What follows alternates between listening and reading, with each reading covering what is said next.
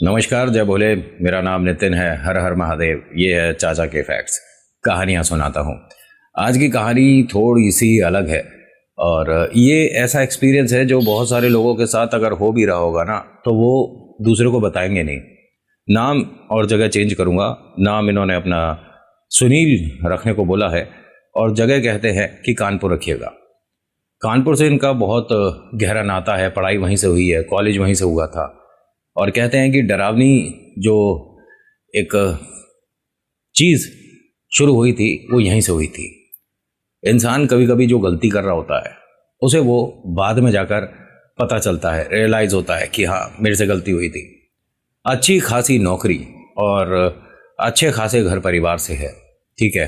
कानपुर से अच्छे कॉलेज से शिक्षा प्राप्त करी और वहीं के एक बड़ी सी कंपनी में अच्छी खासी पोस्ट पर लग गया। जैसी उम्मीद थी वैसी तनख्वाह मिल रही थी। अभी फिलहाल चैनल का इंट्रो शुरू करता हूँ। जय भोले।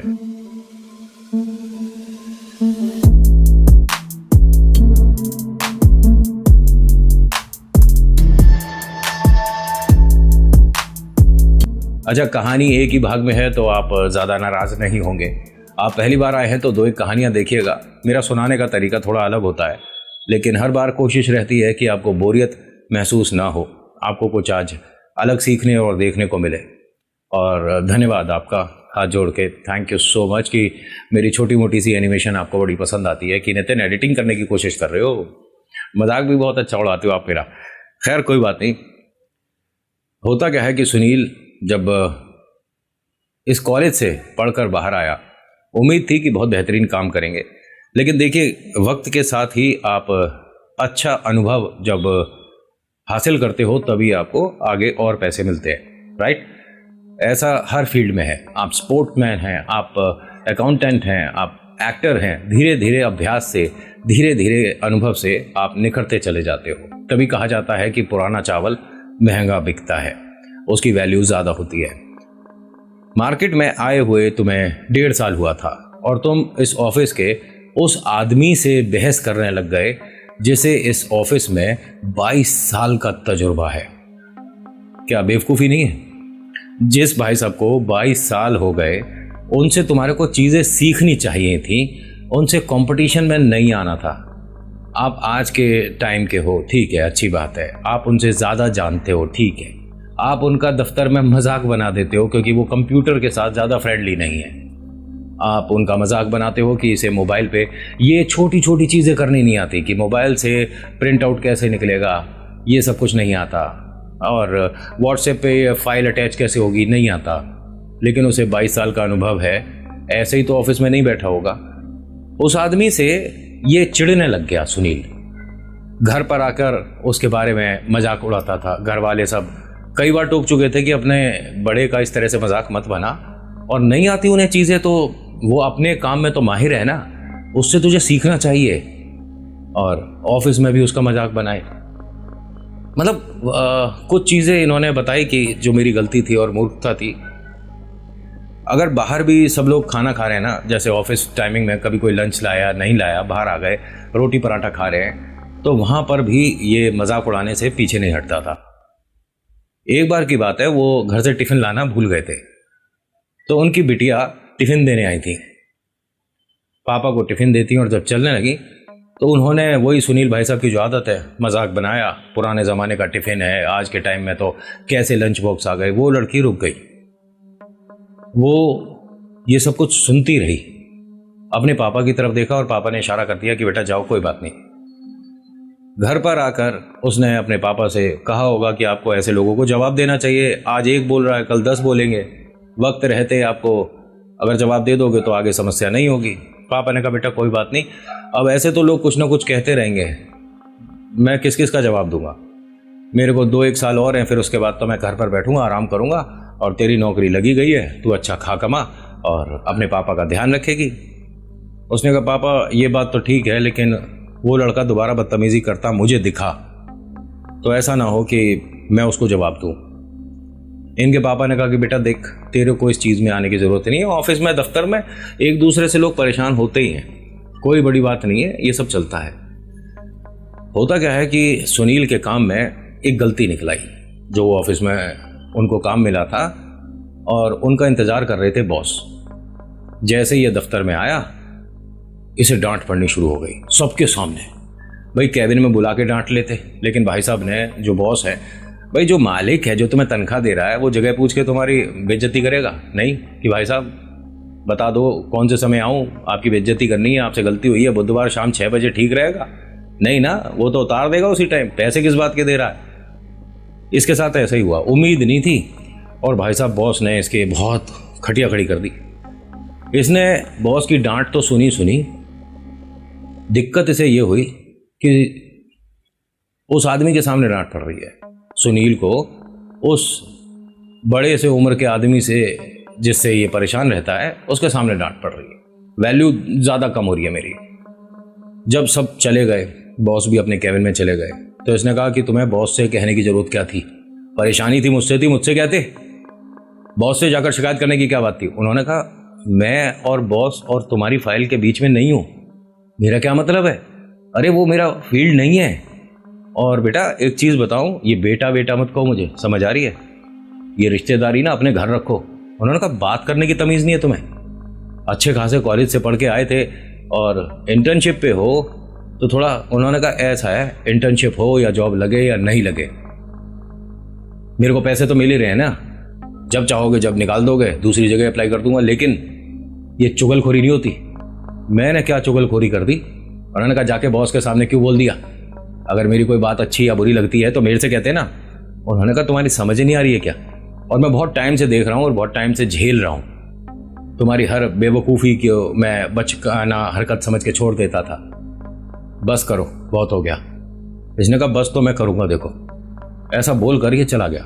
अपने ऑफिस में जो जगह मिली थी वहाँ बैठा और लगातार सुनील उस आदमी को देखता रहा। उस आदमी को इसके हरकत थोड़ी अजीब सी लगने लगी कि मतलब इसे देख के डर लग रहा है। इन्होंने जाके अपने दूसरे कलीग को बताया। उन्होंने कहा ऐसा है, देखिए आजकल की जो जनरेशन है बहुत जल्दी अपने दिल पे बात ले लेती है। अब इसे मूर्ख को कौन समझाए कि भैया तेरा और बॉस का मैटर है, उसमें तू हमें क्यों ला रहा है? लेकिन सुनील को ये बात समझ थोड़ी ना आ रही थी।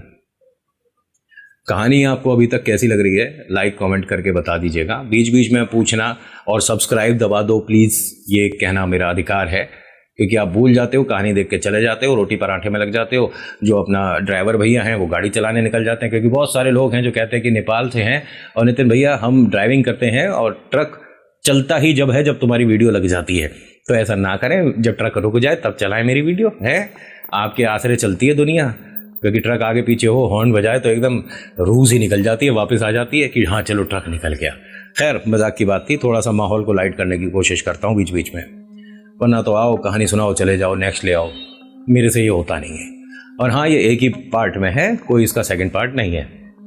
होता क्या है कि ये जो भाई साहब हैं ये उनसे अब ज़्यादा किलसने लग गए। सुनील भाई साहब, आपने नोटिस करी होगी कभी कभी आपके भी घर के आसपास कोई बाबा जी, कोई अघोरी, कोई तांत्रिक आपको देखकर एकदम बच्चा तेरा तो भविष्य बहुत जोरदार है, बच्चे तेरे मस्तिष्क में ये, बच्चे तेरे हाथों की रेखा में तो पैसा, ये सारी चीज़ें सुनी होगी, सुना है ना? और ये भी सुना होगा जो अभी हो रहा है, बहू बहू बहू बहू। खैर कोई बात नहीं, उस वाले डॉगी को छोड़कर इस वाले डॉगी की बात पर ज़्यादा ध्यान दीजिए, ठीक है? होता क्या है कि ये ऑफिस से बाहर निकले थे, शाम का वक्त था, 6 सवा 6 बजे का समय था। आज ऑफिस की जल्दी छुट्टी हो गई थी। जैसे ही निकले, बाइक पे बैठे ही थे, तभी एक कहते हैं कि साधु के से भेष में था और मेरे को आकर बोलता है कि तेरी जिंदगी में ऊंचाइयां तो छुएगा, लेकिन एक अड़चन आ रही है बीच में, और उस अड़चन की वजह से सफलता बहुत मुश्किल से मिलेगी और शायद ना भी मिले। उसने कहा कि मेरी जिंदगी में कोई अड़चन आ रही है सफलता पाने में, तो क्या है वो अड़चन? आपको पता है मैं कौन हूँ, क्या हूँ, कहाँ नौकरी करता हूँ? कह रहे वो मतलब नहीं है, तेरा इस चीज़ का व्यापार होगा, ऐसा बोला। कह रहा भाई साहब मैं बिजनेस करता ही नहीं, आप गलत बता रहे हो, और कुछ ही समय में होगा, तेरे पास धन वर्षा होगी, पैसा आएगा। ठीक है, लेकिन आप क्या चाहिए? उन्होंने कहा चाहिए मुझे कुछ नहीं, तुमसे ना 1 रुपया चाहिए, ना तुम्हें चाय पानी को पूछ रहा मैं, कुछ नहीं चाहिए, बस जो समस्या है उसके बारे में बताना था, और अगर तुम्हारे को वो चीज़ असर कर जाए तो मिल लेना मेरे को। उन्होंने कहा अच्छा क्या अड़चन है? तो ये साधु बाबा घोरी जो भी था कहता है आंख बंद करके सिर्फ उस आदमी के बारे में एक बार सोच जिससे तू परेशान है। सुनील ने कहा कि आपको कैसे पता कि कोई आदमी है, कोई महिला भी तो हो सकती है। उन्होंने कहा नहीं, वो तो तेरा चेहरा बता रहा है। आंख बंद करके वो उसके बारे में एक बार तू सोच ले, 2-4 सेकंड को सोच, मैं बताता हूं क्या परेशानी है। अब इसने उनकी बातों में आकर ऐसा करा, और कमाल की बात देखिए, वो जो आदमी है ना जिससे सुनील परेशान रहता है, ये जो अघोरी है या जो भी है, उसका नाम बता दिया। जैसे ये जो भाई साहब हैं, इन्होंने सुनील के सामने उस आदमी का नाम लिया, सुनील ने एकदम आंखें खोल दी, हड़बड़ा कर कहता कि आप कैसे जानते हो? क्या ऑफिस के किसी आदमी ने आपको उसके बारे में बताया? और वो आदमी है ही बहुत बुरा, उसकी तो शक्ल देखते के साथ ही मेरे को ऐसा लगता है दिन पूरा खराब हो जाएगा। आज रोटी मिलेगी नहीं मिलेगी, ऑफिस में ना जाने कैसा काम होगा, ये महीने का टारगेट अचीव होगा नहीं होगा, उससे मुझे बहुत ज़्यादा चिढ़न है, मैं तो चाहता हूँ वो रास्ते से हट जाए। तो उन्होंने कहा बहुत आसान तरीका है ये, तो बहुत आसान। मतलब तू चाहता है कि वो तेरे सामने से हट जाए? हाँ, मतलब ऑफिस से चला जाए। तो इसने, ये जो भी था, अघोरी, तांत्रिक, मौलवी, कुछ भी कहो, बस ये मानो कि दुष्ट आदमी था, इसे हम ऐसा कहकर चलेंगे। उसने कहा कि उसका एक और तरीका है, ऑफिस से छोड़, वो पृथ्वी से भी गायब हो सकता है। उन्होंने कहा बाबूजी ऐसा है, आप बेकार की बातें कर रहे हो मेरे से, ठीक है, ये सब नहीं चाहता मैं। हाँ ठीक है, वो आदमी मुझे पसंद नहीं है।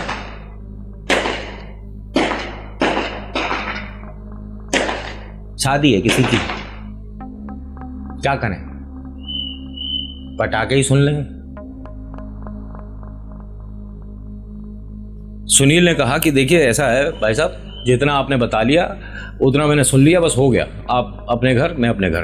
उन्होंने कहा सोच लो, अभी तुम्हारी तनख्वाह जितनी है ना उससे 3 गुना बढ़ा सकता हूं। उन्होंने कहा मेरे बॉस हो, मेरा बॉस ही तो बढ़ा सकता है। कहता नहीं, बॉस का दिमाग भी बदल सकता है। अब ये सारी चीजें इसने पहली बार ऑब्जर्व करी हैं, और सबसे बड़ा चमत्कार इसके लिए क्या हुआ कि जिस आदमी से मैं परेशान हूं उसका नाम कैसे बता दिया।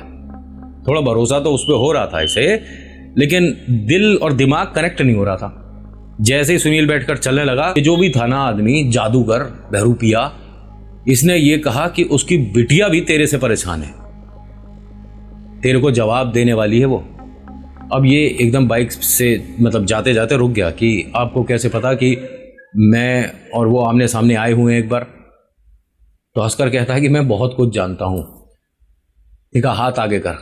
उसने हाथ आगे करा तो इसने, मतलब इसके हाथ में कुछ पाउडर था और पता नहीं क्या चीज़ थी, और एक छोटा सा, मतलब कहने को चांदी की सी, आपको समझाने के लिए बोल रहा हूँ, टाइप की चमकती हुई सी एक राउंड छोटी सी बॉल दी कि इसे अपनी जेब में रख, तेरा काम बनेगा, और अगर तेरे को 1 हफ्ते में फ़ायदा हो जाए तो मैं तेरे को यही मिलूंगा। क्या है ये? उन्होंने कहा बस रख ले। इसने भाई साहब रख ली। ये और बताया कि जब भी मतलब नहाकर तू दफ्तर के लिए जा रहा होगा तब इसे जेब में डाल लियो, और जब रात में सोएगा तो तकिए के नीचे रख लियो, घर में किसी को नहीं बताना। ठीक है जी। आज ये जब घर आया तकिए के नीचे रखी और सो गया। इसे सपने में कुछ अजीब और गंदी सी चीज़ें दिखनी शुरू हो गई। ठीक है, ये उठकर बैठ गया कि ऐसा, मतलब दिमाग में तो कुछ है नहीं, और ये फालतू की चीज़ें, खैर डरावनी और राक्षस और ऊट पटांग सी चीज़ें, सब कुछ क्या दिख रहा है। ये उस रात ढंग से सो नहीं पाया। ये मान लो कि सुबह हो गई और ये बस बेड पर कभी दाएं कभी बाएं ऐसे ही करवट बदलता रहा, बेचैनी रही। अगले दिन दफ्तर में बहुत तो इसे एनवायरनमेंट अच्छा सा रहा, नॉर्मल रहा, कोई गुस्सा गुस्सी नहीं हुई, और वो आदमी छुट्टी पर था जिससे इसका तू मैं होता रहता है। घर पर आता है, घर पे सबसे आराम से बात करता है, लेकिन यहाँ एक चीज़ अब अलग होने वाली है। यहाँ अब इसका ध्यान भूत प्रेत आत्मा या किसी तरह की कोई सिद्धि, चाहे वो मोहिनी हो, चाहे वो यक्षिणी हो, चाहे कर्ण पिशाचिनी हो, करनी है। ठीक है, और बहुत सारे लोगों के सवाल हैं, उसका एक लाइन में आंसर देता हूँ। आप अच्छी खासी सोशल लाइफ अगर जी रहे हो तो प्लीज़ डोंट एवर ट्राई, ये गलती से भी कोशिश मत करना किसी भी सिद्धि को शुरू करने की। कर्ण पिशाचनी तो अपने दिमाग से निकाल ही देना। ये भाई साहब रात में जब सोए तो इनके आगे आंखों के एक किताब आई। उस किताब पे जो चित्र है वो एक एक क्लियर हो रहा था। ये मानो कि सपनों में एक एक पन्ना ये पलट रहा है। ये दो लोग बैठे हैं, सामने वही आदमी जो अभी मिला था, जिसने वो चांदी की बॉल दी थी, और ये बैठा है और एक बहुत बड़ी किताब, ये मानो कि कहते हैं कि इतनी बड़ी किताब थी, उसका एक एक पन्ना धीरे धीरे पलटा जा रहा है और वो मैं एक एक पन्ना पढ़ रहा हूं। एक तरफ चित्र है, एक तरफ लिखावट है, ठीक है, लिखा हुआ है। कुछ बड़बड़ाने लग गए थे इनके मम्मी पापा, दूसरे कमरे में तो उन्होंने आहट सुनी, आवाज़ सुनी। इनका छोटा भाई जो कि इनके रूम में सोता था वो लेकिन अभी फ़िलहाल छत पे था या क्या कर रहा था, बिजी था वो, मतलब मम्मा पापा आए, छोटे वाले को आवाज़ दी, बड़े वाले बेटे को आवाज़ दी। दरवाज़ा खोल कर देखा तो ये थोड़ा थोड़ा अजीब सा एक्टिविटी कर रहा था बेड पे, मतलब ऐसे ऐसे धीरे धीरे काँप रहा था। मम्मी पापा आए, भाई इसको पानी वानी पिलाया, इसका मुंह थोड़ा गीले कपड़े से साफ किया, पूछा क्या हुआ। इसने सारी बातें बता दी। उसने क्या कहा था, किसी को बताना नहीं है, जिक्र नहीं करना, जिंदगी में सफलता मिलेगी, ये होगा वो होगा, इसने बता दिया। मम्मी पापा ने कहा कि वो कहाँ है, जो बॉल तू बता रहा है उसने दी है, उसे हटा दे। इसने तकिए के नीचे तमाम इधर उधर हर जगह देख लिया, लेकिन वो नहीं मिली। मम्मी पापा इसके पास ही बैठे रहे। इसे धीरे धीरे नींद आनी शुरू हुई और ये आराम से सो गया। छोटा वाला भाई भी आ गया था, वो भी घबरा गया कि न जाने ऐसा कैसे हो गया और ये सब क्या हो रहा है हमारे घर में। अगला दिन हुआ, उसके अगला दिन हुआ, वो आदमी आता था ऑफिस में, इनकी तू मैं होती थी, सब कुछ होता था। भाई साहब 1 हफ्ता हो गया, सुनील इंतजार कर रहा था उस आदमी का कि बहरू पिए, तू आएगा तो मैं तेरे को 10 बातें सुनाऊंगा। वो आदमी आया, आते के साथ ही कहता है कि पूरी दुनिया को गा दे जो तेरे को बताया है। उसके बाद सोचता है कि चमत्कार क्यों नहीं हो रहा, किसको बताया और क्यों बताया, किताब खुली थी तेरे आगे। अब वो सुनील एकदम सुन्न रह गया कि इसे कैसे पता कि सपने में मेरे किताब खुली थी। इसने कहा भाई साहब ऐसा है, वो जो बॉल है वो आपने जो दी थी वो खो गई। उन्होंने कहा हाँ मैं वो वापस ले गया। वापस ले गया? ऐसा कैसे पॉसिबल है? तुम मेरे घर भी आए, कह रहे हाँ तकिए के नीचे बाईं तरफ वही रखी थी। अब ये सुनील को थोड़ा डर लगा कि मेरे पे नजर रखे है क्या, मतलब तुझे कैसे दिख सकता है कि मैं अपने घर में बेड पे किस तरफ लेटा हूं या क्या कर रहा हूं, या मैंने वो बॉल किधर रखी थी।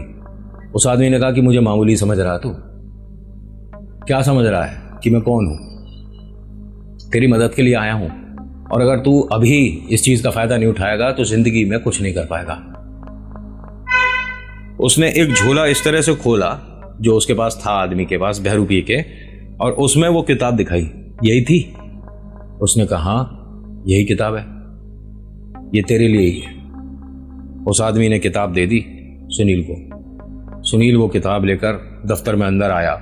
छुट्टी हुई, जब वापस जा रहा था किताब को देखे, 2-3 पन्ने पलट के देखे कि हाँ वही वाली किताब है और आज इसे जाकर रात में पढ़ूंगा। उसमें एक ना सफ़ेद कागज भी था जिसपे 3-4 लाइन लिखी हुई थी लाल पेन से। उसमें था कि एक तो अंधेरे में पढ़नी है, उजाला सिर्फ किताब पर होना चाहिए, तुम्हारे चेहरे पर नहीं। यानी आप टॉर्च से पढ़ सकते हो, मोबाइल की फ्लैश से पढ़ सकते हो, मोमबत्ती भी ऊपर रखोगे तो नीचे रोशनी आएगी, लेकिन तुम्हारे चेहरे पर रोशनी नहीं आनी चाहिए। और लिखा हुआ था 17वें पन्ने तक। थोड़ा इंटरेस्टिंग है, ध्यान से सुनना, कि 17 पेज तक तुम्हारे चेहरे पर रोशनी नहीं आनी चाहिए, सिर्फ किताब पर होनी चाहिए। और 17 पेज के बाद आप जैसे मर्जी बैठ के पढ़ो, चाहे उजाले में पढ़ो, फिर तो एक तरह से आप काफ़ी कुछ सीख जाओगे।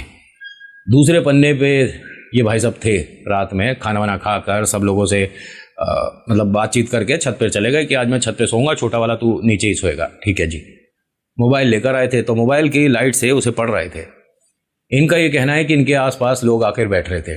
कहानी आप सुनाते हो तो लोग आकर बैठते हैं ना। ध्यान से सुना मैंने क्या बताया, सुना?